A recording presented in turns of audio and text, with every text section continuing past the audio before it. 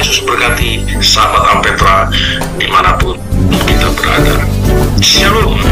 Baik sahabat Ampetra Ministry, kita berjumpa lagi dalam tayangan yang tentunya akan menambah wawasan iman kekristenan kita, sehingga dengan kalau wawasan bertambah pasti iman kita semakin kuat.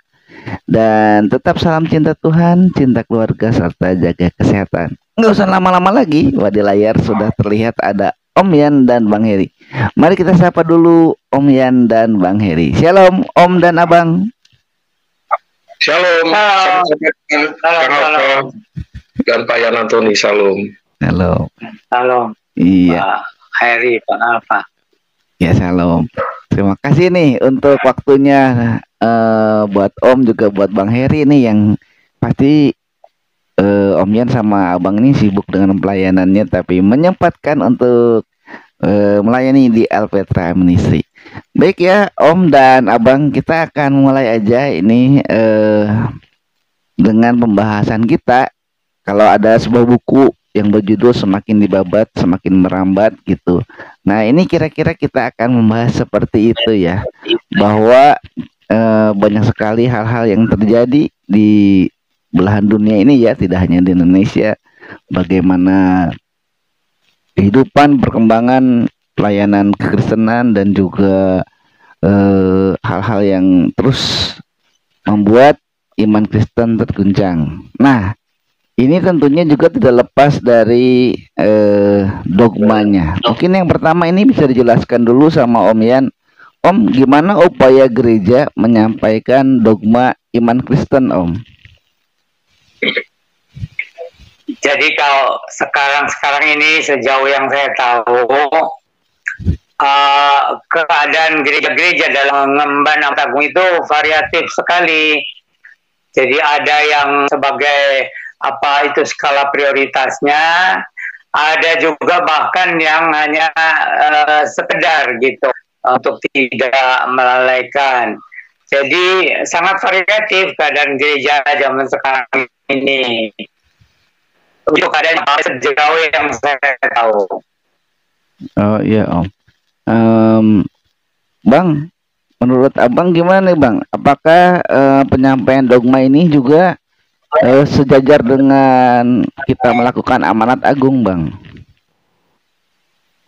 Iya, Kang Alfa dan sahabat Alpetra, saya kira apa yang Tuhan Yesus ajarkan kepada umat saat itu dan diteruskan oleh Rasul ya, dan apa yang dituliskan baik secara lisan juga di dalam Alkitab menjadi firman, dan di tangan kita adalah firman Allah ya, khususnya 27 kitab itu atau perjanjian baru. Dan bersyukur Martin Luther dalam era reformasi ya, mempertahankan firman Tuhan baik perjanjian lama dan perjanjian baru, dan perintah Tuhan Yesus jelang dia naik ke surga berupa amanat agung supaya seluruh yang ada di muka bumi ini lewat penginjilan ya, lewat pelayanan mereka dapat mengenal dan membuka hati mengenal Kristus secara pribadi. Bukan kristenisasi ya, tapi memang amanat agung yang Tuhan tekankan supaya seluruh pengikutnya ya, kalau di Kisah Rasul kan memakai istilah pengikut jalan Tuhan dalam melaksanakan amanat agung. Dari Yerusalem, gereja berdiri secara organisatoris ya, lalu di Yudea, Samaria di pasal 10 dan pasal 11 Antioquia ya, bahkan sampai ke sekarang ini. Begitu Kang Alfa ya. Silakan Om, mungkin ada yang mau ditambahin. Ya, jadi sekarang ini disebutnya itu tujuan akhir penginjilan penyelamatan jiwa-jiwa. Tapi karena ini ada orang mengistilah seperti tujuan akhir, jadi tentu saja tidak merata. Jadi ada suku-suku atau bangsa-bangsa yang sengaja oleh Tuhan Yesus Kristus memberikan perhatian yang lebih besar gitu. Tetapi ada lagi yang Tuhan Yesus memakai hamba-hambanya untuk menyiapkan gereja sambil dilupakan pekabaran Injil. Tapi jadi keadaan gereja itu variatif sekali. Tetapi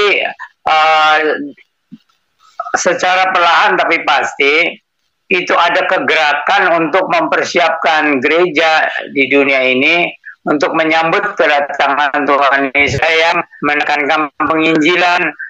Tapi memang gereja harus bekerja sama di dalam duanya, baik untuk menumbuhkan iman maupun di dalam pengabaran Injil.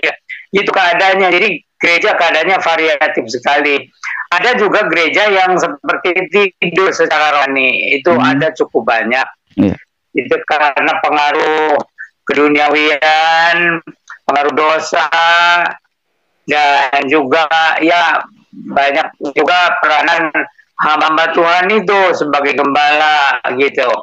Ada yang betul-betul seperti mencari Tuhan lalu melaksanakan dan ambil bagian dalam amanat agung. Adalah karena sekedar profesi. Saya tidak menghakimi mereka, tapi itu keadaannya memang begitu. Ada yang banyak hanya secara profesi saja menjadi pendeta atau penginjil atau hamba Tuhan di luar gereja gitu. Jadi itu tidak sama, tidak merata. Tapi Tuhan tidak pernah gagal di dalam rencananya untuk ambil bagian di dalam pekabaran Injil. Tapi sekarang kan peralatan sudah semakin canggih. Jadi Tuhan memakai segala macam cara dan tidak ada rencana Allah yang gagal untuk menyelesaikan misinya menyelamatkan jiwa-jiwa dengan Injil dari antara segala bangsa, suku, bahasa, dan kaum di muka bumi ini. Begitu, Pak Alfa. Iya, Om. Ini jadi dari dua hal tadi yang Om sebutkan itu ya. Menurut Abang gimana Bang? Apakah kita bisa melaksanakan ini Bang dalam hari-hari ini gitu? Ya, kenapa tadi Pendeta Yan Antoni menyebutkan keadaan dengan variatif keadaan gereja ya. Ada yang menggalakkan penginjilan, bahkan sebaliknya ada yang mengkerdilkan ya, atau tidak menganggap penting karena sifatnya atau situasinya tidak memungkinkan. Keadaan yang semakin pluralis, majemuk, dan juga upaya dari berbagai lembaga-lembaga dunia untuk unity ya, satu kesatuan. Bahkan kita melihat ada juga ingin menjadikan gereja satu ya, dengan maksud doa Tuhan Yesus dalam Yohanes pasal 21 supaya menjadi satu ya. Kalau menjadi satu dengan doktrin dan dogma atau ajaran Yesus yang benar tidak apa-apa, tapi dengan doktrin yang sifatnya universalis atau unilitas ya, bahwa semua bisa ke surga tanpa Yesus, itu bukan doktrin Kristus tapi menyesatkan ya. Jadi ada upaya keras dari kalangan Kristen juga yang mencoba menyatukan ya lewat berbagai cara, tapi mengkerdilkan, menganggap penginjilan sebelah mata, bahkan tidak ada mobilisasi yang dulu di mana murid-murid Yesus pergi sampai ke ujung dunia ya. Tapi bersyukur tadi Pendeta Yan Antoni menjelaskan ada banyak juga yang melek untuk misionaris, makanya disebut gereja yang misioner seperti itu. Ya, dari kalangan kelompok Injili ya, yang kemarin di Korea Utara melanjutkan deklarasi bahwa amanat agung itu masih berlanjut ya. Dulu di Swiss Lausanne ya, lalu di Afrika Selatan, dan pernah di Manila, dan kemarin di Korea kelompok Injili kumpul ya bersama-sama mendeklarasikan amanat agung masih relevan sekalipun sifatnya semakin majemuk dunia ini, atau bahkan dari kalangan Kristen atau internal gereja tetap menganggap itu sudah usang ya, seperti itu. Kang Alfa dan sahabat Alpetra. Iya. Om, kalau waktu dari zaman dulu ya Om, kalau KKR kan itu kan mungkin sebagai sebuah alat ya untuk menyebarkan atau melakukan amanat agung. Om, KKR boleh dulu di lapangan, di gedung mungkin, tapi sekarang kan sulit Om. Nah, sekarang nih ada teknologi kayak YouTube gini, itu sama nggak Om? Boleh nggak? Sah nggak gitu Om? Iya, karena tidak ada yang menghalangi atau tidak ada yang menggagal rencana, bisa memakai dengan segala macam cara yang tidak tidak menyalahi prinsip-prinsip Alkitab. Jadi segala macam cara sekarang ini untuk menyelesaikan amanat agung itu. Tapi memang prioritasnya memakai hamba Tuhan dan anak-anak Tuhan, orang Kristen yang sudah lahir baru, gitu. Jadi tidak ada rencana Tuhan yang pasti yang diselesaikan, yaitu rencana penyelamatan dengan Injil jiwa-jiwa dan bangsa, suku, bahasa, kaum di muka bumi ini. Dan itu sebenarnya tidak terlalu banyak lagi. Karena kalau melihat kenyataannya itu, jadi suku-suku yang terpencil saja sudah hampir semuanya sudah dicapai oleh Injil. Ada sekumpulan orang-orang yang percaya Tuhan Yesus diselamatkan. Sedang bangsa-bangsa yang besar seperti Amerika Serikat atau Eropa atau Rusia, itu ya hanya Tuhan yang tahu lah ada berapa banyak lagi yang akan diselamatkan gitu. Jadi sekarang ini sebenarnya kita harus berlomba-lomba menyelesaikan amanat agung itu, karena tidak terlalu banyak lagi sebenarnya. Jadi kita menyelamatkan itu jiwa-jiwa yang terpencil, yang sesat, atau yang tidak terjamah oleh itu ibadah-ibadah misi gitu ya. Jadi umat Kristen yang harus rela pakai untuk menyelamatkan jiwa-jiwa dengan mengabarkan Injil, dengan menyaksikan Injil, ditunjang oleh kehidupan yang sudah dibarui oleh Roh Kudus. Gitu, Bapak. Iya. Wah, ini jadi menguatkan kita juga ya. Tapi ini yang jadi pertanyaan selanjutnya itu, tadi Abang jelasin bahwa ada beberapa orang yang berkumpul melakukan gerakan amanat agung lagi. Nah Bang, tapi di satu sisi ya Bang, orang-orang pasti ada yang memimpin kan melakukan itu. Tapi pemimpin gereja saat ini banyak jadi sorotan Bang, baik di luar negeri maupun dalam negeri ya. Banyak hamba-hamba Tuhan kalau luar negeri dia ngambil keputusan gerejanya dijual Bang, terus dijadiin museum lah, tempat opera lah, atau jadi restoran bahkan ya. Nah banyak juga yang flexing ya Bang ya. Terus juga di Indonesia juga sama, banyak sekarang tokoh-tokoh agama Kristen atau para pendeta, para gembala itu malah melakukan hal yang negatif dan booming ya kalau di Indonesia ya. Viral banget gitu, seperti yang udah dibahas kemarin sama Abang sama Om juga. Ada pendeta yang KDRT lah, ada pendeta yang korupsi lah, ada pendeta yang ini. Nah ini gimana Bang, apakah perlu gitu ada tokoh atau gembala atau pemimpin yang kompeten dan gimana ya Bang? Gimana nih Bang? Gimana Bang? Ya, kalau dari saya pribadi keresahannya ada dari dalam gereja atau secara internal menjadi ancaman karena ingin menyatukan ya dari semua denominasi, seperti yang saya ucapkan alasan doa Yesus itu supaya semua atau agar semua menjadi satu. Jadi buat saya resah ya, kalau menjadi satunya saya kira itu poin penting dan baik, tapi menjadi satu dengan menerima LGBT tidak berdosa, dengan menerima universalism bahwa semua bisa ke surga tanpa Yesus pun bisa, itu keliru ya. Bahkan share amanat agung. Nah, tapi seperti yang tadi ditanyakan Kang Alfa, memang keadaannya sudah jelas. Negara-negara yang mayoritas Kristen menjadi humanis dan rasionalis ya, bahkan idealis ya.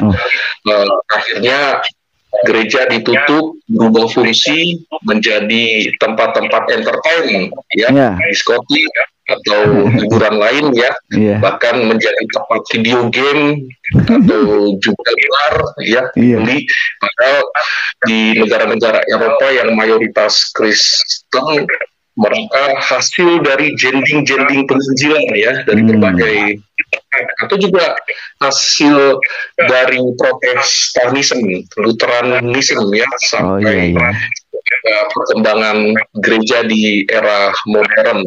Tapi kesininya justru tempat-tempat ibadah tertutup atau tidak ada lagi ya, sekalipun masih ada atau menyisahkan ya 1-2 atau maksimal 3-4 ya di negara-negara Eropa. Nah di Indonesia justru perkembangannya memang pesat ya. Bukti pesatnya kan sampai gereja itu bersifat mega church ya, besar ya, jemaatnya besar, makanya gedungnya pun besar ya, seperti itu ya. Berharap juga jiwanya besar, pelayanannya besar ya, rendahan hatinya juga semakin besar seperti itu. Nah, sahabat kita dan Kang Alfa, kita melihat memang upaya dari kuasa kegelapan tidak tinggal diam di dalamnya untuk mengacaukan ya, mengacaukan upaya penginjilan dan juga mengacaukan visi misi gereja yang menempatkan amanat agung lebih penting, berubah menjadi mega church atau juga pengembangan secara material ya, dengan maksud untuk memberikan kepada gereja ya, atau membuka kantung-kantung pendeta tanpa melihat pelayanan yang lebih berarti. Nah, itu juga jadi dilema ya di dalam pelayanan yang sekarang ini, khususnya di dalam ya, atau dalam kekristenan. Tapi tidak sedikit juga lembaga-lembaga misi ya, atau sekolah-sekolah seperti STT yang memprioritaskan amanat agung untuk kedepannya ya, sampai membuka bakal jemaat atau pos-pos PI sampai saat ini, dengar dari berbagai atau beragam gereja. Demikian Kang Alfa. Iya. Baik. Wah, ini jelas banget ya, mendetail dari Abang nih. Nah Om, selanjutnya Om, jadi kalau demikian Om, peranan gembala Om untuk hal ini gimana Om? Jadi peranan gembala itu, dari isi gembalanya itu ya harus menggalakkan jemaatnya untuk bertumbuh secara rohani begitu.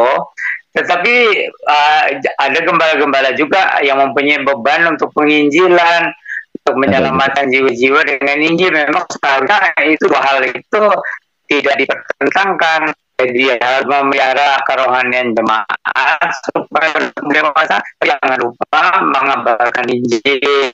Ada yang terlalu mementingkan pekabaran Injil, lupa untuk mendewasakan rohani jemaat gitu. Itu dua-duanya harus diperhatikan. Jadi orang yang sudah percaya ya harus bertumbuh rohaninya, didewasakan rohaninya, dan yang belum mendengarkan Injil ya harus diberikan kesempatan mendengarkan Injil secara jelas gitu. Jadi baik untuk mendewasakan jemaat, menyiapkan jemaat untuk kedatangan Tuhan Yesus 2 kali, itu harus tidak boleh dilupakan itu. Tetapi juga jangan lupa ada jiwa-jiwa yang perlu mendengarkan Injil atau belum mendengarkan penjelasan Injil keselamatan itu di dunia ini, di antara segala bangsa, suku, kaum di muka bumi ini. Jadi hamba Tuhan itu memang harus sensitif terhadap bimbingan Roh Kudus gitu. Jadi jangan hanya kegiatan-kegiatan gitu ya, rutinitas gitu, atau juga desakan-desakan dari majelis gereja gitu ya, itu kepada gembala Itu hamba itu sendiri harus berprinsip saya ini melayani Tuhan, bukan melayani manusia, tapi pada prakteknya kan melayani manusia. Tapi maksud saya harus sensitif terhadap bimbingan Rohul Kudus. Di samping juga sebagai pendeta ya harus memperhatikan kritikan-kritikan dari majelis gereja atau dari jemaat, gitu. Nah, jadi gembala gereja, gembala sidang itu memang tidak mudah, gitu. Paling banyak menerima kritikan, apalagi istri gembala sidang itu. Ya, jadi itu harus kuat mental, gitu. Iya. Itu kan berarti harusnya kan gembala sidang itu kuat dalam mengajak jemaatnya untuk menjadi apa ya, pelaksana amanat agung gitu ya Om ya. Nah terus tadi juga didukung mungkin ya sama jemaat atau majelisnya. Nah Bang, kalau di zaman sekarang Bang kan kebanyakan pendeta atau gembala itu kan show, ini kan dirinya sendiri ya, panggung jasnya bagus, panggungnya bagus, penyembahan khotbahnya lucu lah atau apalah gitu, lupa sama penginjilan dia. Ngajarinnya jemaatnya, kamu dapat berkat, kesembuhan ilahi, lupa amanat agung. Gimana tuh Bang? Ya memang ada saja yang begitu ya, kadang-kala dia melupakan panggilan yang sesungguhnya. Saya kira perlu di recharge ya, atau perlu diteguhkan lagi panggilannya, tidak semata tentang material atau juga yang sifatnya konsumtif ya. Jangan ya, itu sebabnya sesama hamba Tuhan perlu mengingatkan ya, dan juga ada mentor atau pembina rohani yang dia bisa menerima dan memperbaiki diri teguran-teguran yang demikian ya. Kalau dalam kitab juga banyak contoh-contoh ya. Paulus pada Timotius, Titus ya, mengingatkan supaya panggilannya terjaga ya. Karena untuk tawaran dan juga kesempatan-kesempatan untuk mengambil kemuliaan Tuhan itu dengan popularitas dan juga kesempatan lain, saya kira itu bisa dijaga dan disetir ya, bukan mamon ya yang paling utama di sana. Jadi gereja zaman ini tetap harus kembali berprinsip kita. Dan itu doa itu jangan sampai kendor, karena dari situ kekuatan kita. Jadi hamba Tuhan, jemaat harus lebih bersungguh-sungguh lagi dalam kehidupan doa, karena Tuhan Yesus, firman Tuhan juga mengatakan itu kan, bahwa apakah masih ada iman kalau Tuhan Yesus datang? Itu karena jemaat sudah kurang di dalam berdoa. Nah, tentu saja itu pekabaran Injil kita mendukung sampai semua jiwa itu dipastikan sudah mendengarkan Injil, gitu. Apakah yang dekat, apa yang jauh.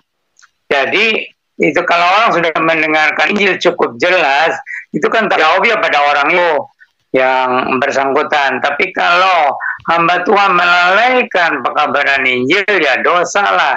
Itu meskipun kalau gembala itu kan memang tugas utamanya mendewasakan rohani jemaat.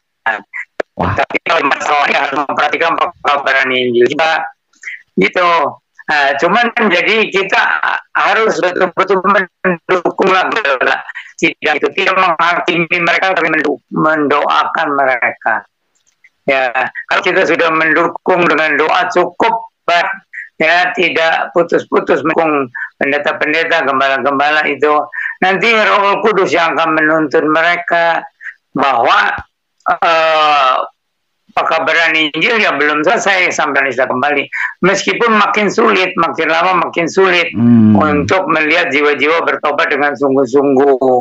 Kalau hanya untuk mengumpulkan jiwa-jiwa gitu ya datang ke gereja, itu kan sekarang banyak cara. Ya, sering mengadakan perjamuan makan, suka bagi-bagi hadiah, suka kasih duit, gitu kan. Tapi kan itu ada sesuai dengan firman Tuhan. Jadi kita harus kembali kepada prinsip-prinsip kita, kuasa doa dan kuasa Injil itu untuk menyelamatkan, mengabarkan Injil, karena di luar sana ada jiwa-jiwa yang ditentukan untuk diselamatkan. Ya Om, tapi kan sekarang ini ya, ya tadi itu Bang, pendeta-pendeta itu sekarang bala kan kalau khotbah kan gitu, ini saya karena penginjilan katanya, jemaatnya banyak gitu, pakai cincinnya banyak, pakai jam tangannya bagus. Dia pokoknya menunjukkan ini hasil penginjilan gitu. Itu gimana tuh Om? Atau Abang deh, lebih dulu deh. Kan kayaknya apa, kayak buat apa ya? Kata jemaatnya masa begitu sih? Saya aja nggak bisa begitu katanya, menangin jiwa banyak gitu. Gimana tuh Bang? Abang dulu Bang. Ya, kalau memang murni karena penginjilan memang ada rintisan ya, rintisan lalu berkembang secara kuantitas dan juga digembalakan ya. Seperti yang dilakukan oleh Rasul Yesus saat di gereja perdana, lalu diberikan atau direkomen ke muridnya ya, seperti Paulus kepada Titus di Kreta ya, atau kepada Timotius di Efesus, Efes juga. Nah, itu sebabnya Paulus juga bangga dengan pelayanannya, bangga dengan anak didiknya, peserta didiknya atau murid-muridnya ya, satu kebanggaan ya. Tapi buat dia segalanya Yesus Kristus yang mati dan yang bangkit seperti itu. Nah, tapi yang dibanggakan dalam pelayanan atau penginjilan, buah dari pelayanan ya, seharusnya itu karena Tuhan atau Roh Kudus yang bekerja di dalam pelayanan dan kehidupan dirinya ya, di tengah-tengah pelayanannya. Ya, tapi itulah saya kira ada memang yang dimana dia menjadi arogan, sombong ya, atau jadi merasa dirinya hebat. Nah, itu tadi saya sebut ya, perlu dari orang menegur ya, orang dekatnya ya, atau dari mentornya, supaya dalam melayani dengan tulus, jujur ya, atau integritas yang tinggi, tidak membanggakan diri dan lain sebagainya ya. Yang kali membanggakan diri demi hormat kemuliaan Tuhan, saya kira itu wajar saja ya. Seperti yang Paulus lakukan dalam pelayanan di safari penginjilan yang pertama, kedua, ketiga, bahkan dia merintis, punya jemaat dan sebagainya. Begitupun juga kita ya, tapi sampai kita membanggakan tanpa memberi hormat kepada Tuhan, saya kira peluang untuk iblis ya atau setan menjadikan itu rencana untuk mencungkar balikan lewat pelayanan dan ke arogannya ya, arogansinya seperti itu. Begitu kenal Pak. Ya. Juga ini ya, menyikapi hal-hal seperti itu memang agak sulit juga sih ya. Tadi juga Om udah bilang harus ada doa dan juga kuasa Roh Kudus. Tadi Abang juga bilang begitu ya, mungkin pendetanya atau gembalanya kurang berdoa ya, jadi juga doanya mungkin mintanya buat dirinya sendiri, bukan buat jemaatnya. Nah, kalau gitu Om, gimana ya Om, ketika misalnya kita ada ibadah nih, kita ada ibadah di zaman sekarang ini ya, itu juga apakah kalau ada yang nggak suka gitu, terus kita dilarang untuk ibadah, bahkan mendirikan gereja di Indonesia terutama, apakah ini juga menghalangi amanat agung Om?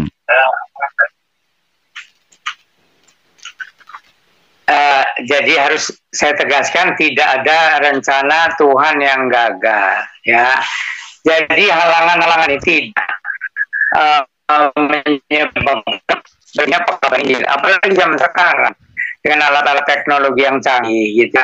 Jadi Injil pasti akan sampai ke ujung-ujung bumi. Lalu pelayanan di gereja lokal juga sama, sekarang bisa dengan alat-alat telekomunikasi ya. Tetapi yang paling penting memang kesaksian pribadi. Jadi kehidupan yang diubahkan. Karena kan kita setiap hari berinteraksi dengan sesama manusia. Jadi itu maka hamba Tuhan juga penting terus supaya ada pertumbuhan rohani dan pendewasaan rohani jemaat, juga tetap mendukung kebenaran Injil gitu. Jadi dua hal itu tidak boleh diabaikan, harus sama-sama dipentingkan. Oh iya, iya. Baik untuk jemaat menyambut kedatangan Tuhan Yesus datang kembali, maupun untuk mendukung pekabaran Injil sampai jiwa-jiwa yang dipilih oleh Tuhan itu akan diselamatkan gitu. Meskipun jumlahnya hanya Tuhan yang tahu, itu ada segala bangsa, suku, bahasa, dan kaum dimulai. Gitu. Biar tinggal satu jiwa misalnya tercari, gitu kan. Kan Tuhan Yesus juga bilang itu Tuhan Yesus datang untuk mencari dan menyelamatkan yang tersesat. Nah tersesatnya itu bisa tersembunyi juga, gitu. Oh bisa tersembunyi juga ya? Ya ada yang tersesat ya, nah itu orang itu keterlaluan juga ya dipikir-pikir. Rumah dekat gereja, tetapi dia tidak pernah mempertimbang apa itu berita itu, apa intinya agama Kristen, gitu kan? Jadi pikir itu agama gitu ya. Demikian juga orang Kristen keturunan gitu ya, atau Kristen KTP. Saya sudah tahu. Padahal dia tahu itu apa, gitu kan. Maka Roh Kudus selalu mengingatkan itu kepada 7 gereja itu. Kita harus terbuka, telinga kita harus terbuka apa yang dikatakan oleh Roh Kudus ya mengenai firman Tuhan, mengenai pemberian Injil, gitu. Jadi jangan merasa kita cukup memberitakan Injil. Kalau kita sudah cukup memberitakan Injil di tempat itu,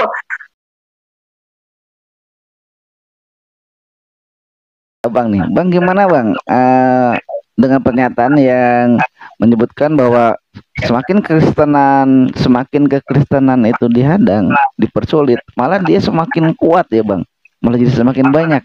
Gimana Bang tentang statement itu Bang? Ya itu terbukti ya. Semakin dibabat, semakin dipersekusi, semakin merambat atau meluas.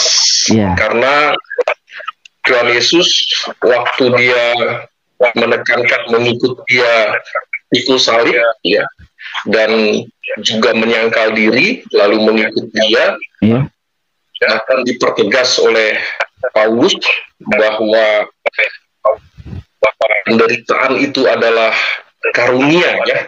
Filipi 1 ayat 9, dan kelihatan terbukti nyata kekristenan sekarang seperti terhambat, terpersekusi, tapi nyatanya terus berkembang ya. Gereja bertambah ya. Tidak disahkan atau dilarang ya, atau bahkan ada yang dihambat ibadahnya dan juga dipersekusi secara terang-terangan ya di luar Indonesia atau negeri kita seperti itu. Nah ini bahwa orang Kristen memang siap menderita ya, karena engkaulah yang mempunyai kerajaan Allah, kata Tuhan Yesus saat khotbah di bukit ya. Berbahagialah yang menderita, berbahagialah yang miskin. Ya bukti perluasan gereja karena apa yang dialami oleh orang Kristen dihambat, tapi tetap merambat seperti pohon-pohon yang merambat itu jenisnya buah anggur ya, atau juga sirih, tapi tetap bertambah buahnya, berkembang ya. Di Alkitab dalam Ibrani pasal 11 ayat 35, 36, 37 dan seterusnya, bukti-bukti orang Kristen dulu sudah dihambat ya. Jadi walaupun kita dipersekusi, ditahan, dibendung, diblokir, tapi semua itu bisa terjadi gitu. Tadi Bang Heri udah jelasin itu.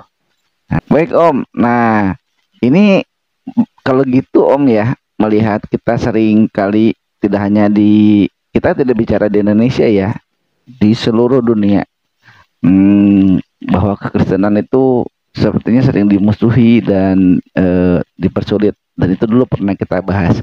Nah yang saya mau tanyakan sekarang Om, apakah masih bisa membangun jemaat misioner Om di era zaman sekarang ini agar jemaat juga berani melakukan amanat agung?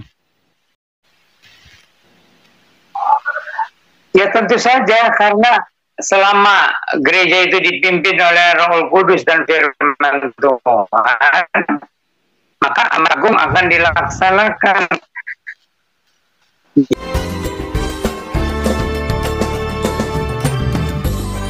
Dari Abang pertanyaannya nanti Om yang nanggapin juga ya. Ya, ini Bang pertanyaannya, bagaimana seharusnya gereja bersikap dalam era globalisasi ini? Ya, karena terkait dengan gereja ya, yang secara hakikat kita orang percaya dan juga himpunan ya, kumpulan, komunitas, pemimpin perlu melakukan edukasi ya lewat Bible study, lewat katekisasi ya, untuk memperkuat iman dan menumbuh kembangkan spiritualitas dan juga mental dalam menghadapi kemajuan globalisasi ya, liberalisasi ya. Pemimpin gereja dalam hal ini hamba Tuhan, pendeta, perlu menunjukkan ini loh yang tidak berkenan di dalam Alkitab atau menjadi ancaman ya, ancaman berupa ajaran yang menyesatkan, berupa teknologi yang akan mengkerdilkan iman Kristen ya, menyesatkan ya, seperti beragam media massa ya, medsos dan lain sebagainya. Sekalipun bukan berarti penggunaannya keliru. Nah, saya kira pemimpin gereja dan pendeta sebagai apologet ya, yang mampu mempertanggungjawabkan itu juga kepada jemaat ya, lewat pembinaan dan juga sebagai kanselor ya, mampu membimbing kepada tempat yang tepat ya, yaitu suasana gerejawi ya, yang dibangun dengan program-program dan memicu jemaat untuk mencintai gereja, mencintai Alkitab dan membagikannya lewat pemberitaan Injil melalui kesaksian. Begitu Pak dan sahabat Alpetra. Ya, gimana Om? Tambahan dari Om mungkin peranan gereja dalam era globalisasi ini, terutama dalam hal amanat agung ya Om.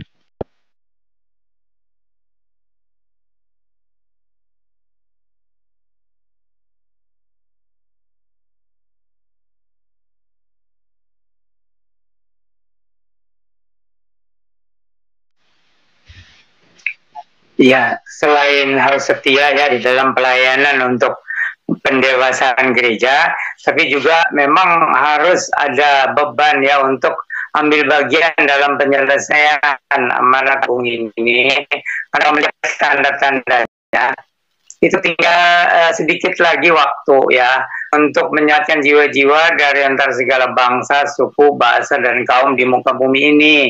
Gitu. Jadi kita juga harus lihat tuh berita-berita, dan lihat kan sekarang dari televisi atau dari internet gitu ya, itu dari antara segala bangsa, suku, bahasa dan kaum di muka bumi ini itu banyak yang itu sudah menyiapkan diri untuk menyambut kedatangan Tuhan datang kembali dalam kemuliaan.